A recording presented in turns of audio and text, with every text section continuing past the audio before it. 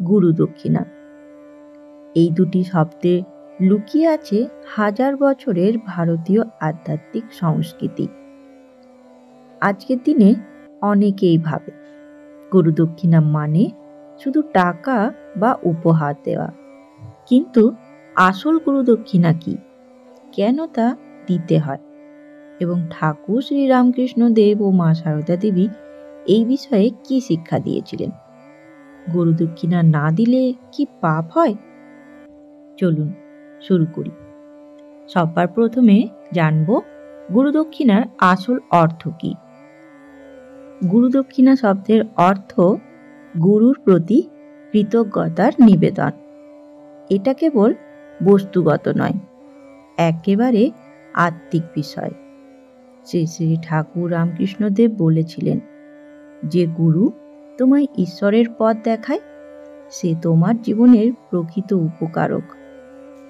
গুরু দক্ষিণা মানে হলো তুমি তোমার অন্তর দিয়ে কৃতজ্ঞতা জানাও, গুরুর আশীর্বাদকে গ্রহণ করো। অনেক সময় গুরু দক্ষিণা মানে সামান্য কিছু দান, যেমন ফুল, ফল বা সামান্য অর্থ। কিন্তু আসল গুরু দক্ষিণা হলো নিজের অহংকারের বিসর্জন। ঠাকুর বলতেন, অহংকারই মানুষের মুক্তির পথে সবচেয়ে বড় বাধা।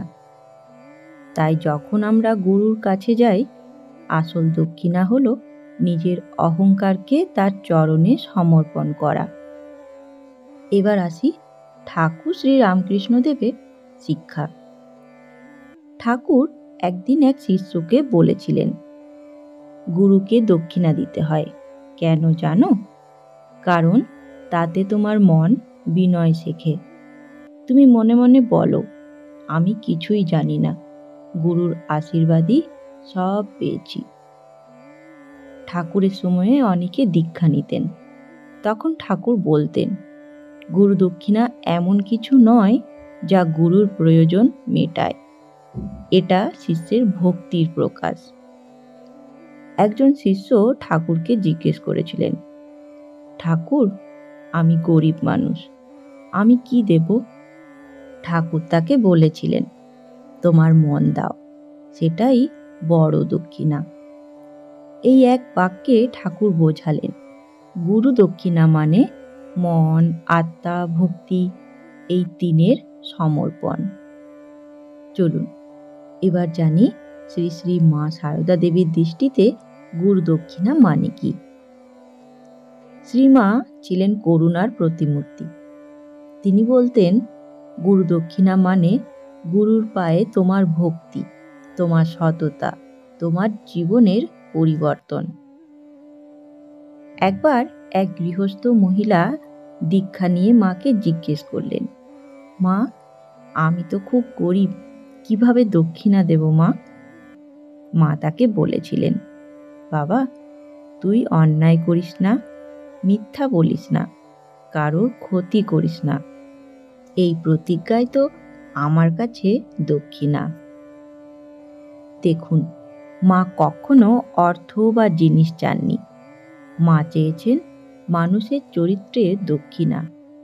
মা বলতেন, যে নিজের মনকে শুদ্ধ রাখে সে প্রতিদিন আমাকে দক্ষিণা দেয়। চলুন এবারে জানি কিভাবে গুরু দক্ষিণা দিতে হয়। তাহলে গুরু দক্ষিণা কিভাবে দিতে হয়? প্রথম, দীক্ষার পরে। দীক্ষার দিন বা পরে যতটা সম্ভব সাধ্য অনুযায়ী কিছু দক্ষিণা গুরুর চরণে নিবেদন করা উচিত। এটা হতে পারে অর্থ, ফল, মিষ্টি বা কোনো সামান্য দান, যা ভক্তি দিয়ে দেওয়া হয়। এবার আসি দ্বিতীয়, ভক্তি ও বিনয় দিয়ে। ঠাকুর বলতেন, গুরুকে দক্ষিণা দিতে হবে এমন মনে যেন তুমি ঈশ্বরকেই দিচ্ছ। তৃতীয়, নিয়মিত জীবনে গুরুর উপদেশ পালন করা। শ্রী শ্রী মা বলতেন, গুরুর কথা যদি সত্য করে পালন করো, সেটাই সর্বোচ্চ দক্ষিণা। চতুর্থ, অহংকার, রাগ, দুঃখ এই সব ত্যাগ করাও গুরুর দক্ষিণা। কারণ গুরু তোমাকে আলোকের পথে চালাতে চান, আর তুমি যদি তার উপদেশে জীবন গঠন করো, সেটাই তার সর্বোচ্চ পুরস্কার। চলুন এবারে জানব গুরু দক্ষিণার আধ্যাত্মিক ফল।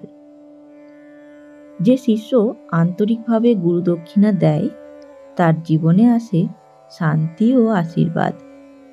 শ্রী শ্রী ঠাকুর রামকৃষ্ণদেব বলতেন, গুরুর আশীর্বাদে পাথরও ভেসে যায়।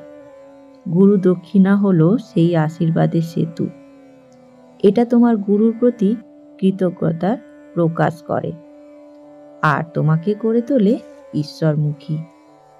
তাই মনে রাখবেন, গুরু দক্ষিণা মানে অর্থ নয়, অন্তরের ভক্তি।